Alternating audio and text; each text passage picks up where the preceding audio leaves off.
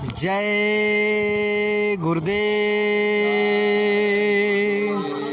ये अमृतपुरा गांव में आज सत्संग हुआ है और आज देखिए प्रेमी भाई बहनों ने, आज मौसम ख़राब था इसके बावजूद यहाँ पर आए।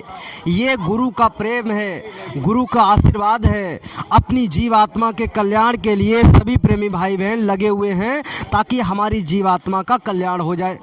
तो प्रेमी भाई बहन आज जानते हैं, हमारे आसपास जो भाई हैं इनसे जानते हैं सत्संगी भाई कि आपने आज सत्संग में क्या सीखा।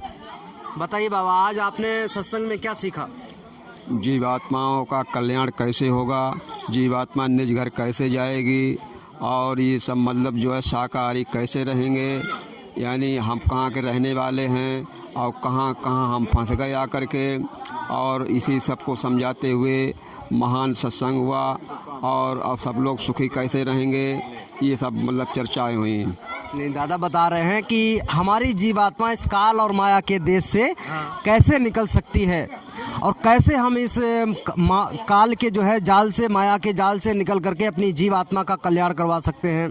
आइए दादा से जानते हैं। तो आज आपने गुरु महाराज की वचन बाणियाँ सुनी हैं, इनसे आपको क्या सीख मिली? ये सीख मिली है कि मनुष्य जन्म किस लिए मिला है और हम यहाँ क्या कर रहे हैं और हमारी आत्मा कहाँ बैठी हुई है, इन सभी बातों की जानकारी और सत्संग से क्या लाभ मिलता है।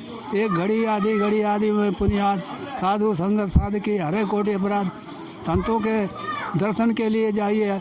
जो फल वर्षों में नहीं मिलता है वो सत्संग में एक घड़ी से मिल जाता है लाभ।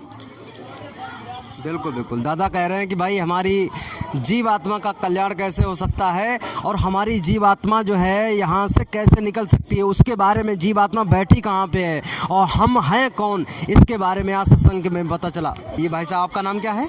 नाम उमेश चंद्र। उमेश चंद्र जी हैं। आज आपने गुरु महाराज का सत्संग सुना? बहुत बढ़िया लगा भाई। कैसा लगा? बहुत अच्छा लगा। अच्छा, इससे ये जो संत महात्माओं का सत्संग होता है, इससे आपको क्या सीख मिलती है? शराब न पियो, मांस मछली न खाओ, गलत आचरण न करो, हाँ, भक्ति भगवान से ध्यान रखो। बिल्कुल बिल्कुल, यानी हम अपनी जो है जीवात्मा का कल्याण करवा सकते हैं अगर गलत आचरण छोड़ दिए, सत्संगों की बात सुनी, संत महात्माओं की बात पे चले तो हम अपनी जीवात्मा का कल्याण करवा सकते हैं। ठीक है, बहुत अच्छा है। सभी लोग इसी तरीके से अपने अपने जीवन में आगे बढ़ रहे हैं और अपनी जीवात्मा का कल्याण करवाने के लिए भरसक कोशिश कर रहे हैं। जय गुरुदेव।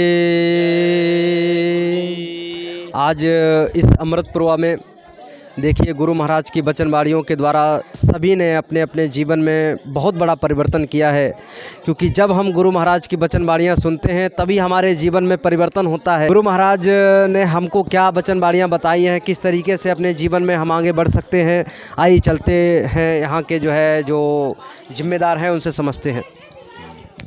जय गुरुदेव।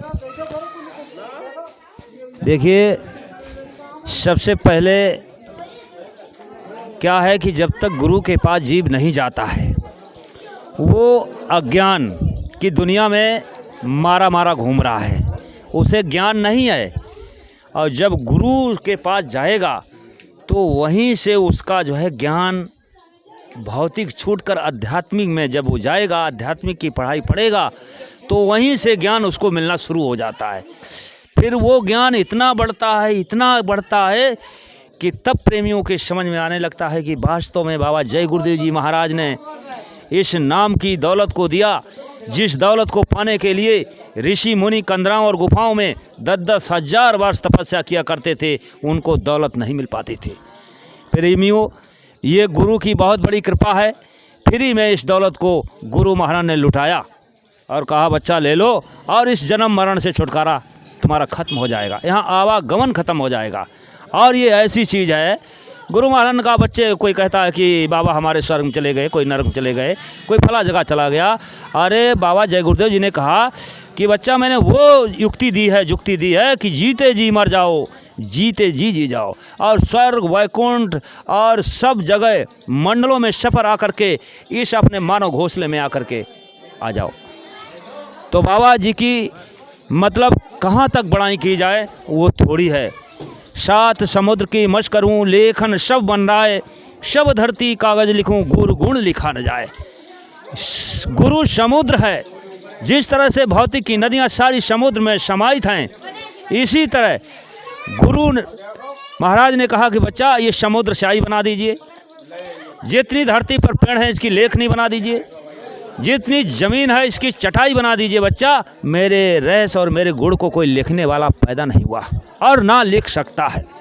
तो धर्म प्रेमी भाई बहनों, मेरी मालिक से ऐसी विनती है कि मालिक अपने चरण और शरण में हमेशा बनाए रखें और अपनी ये सांसों का खजाना आपके जीवन में मेरा खर्च हो जाए, ऐसी मेरी विनती और प्रार्थना है। जय गुरुदेव। जय गुरुदेव।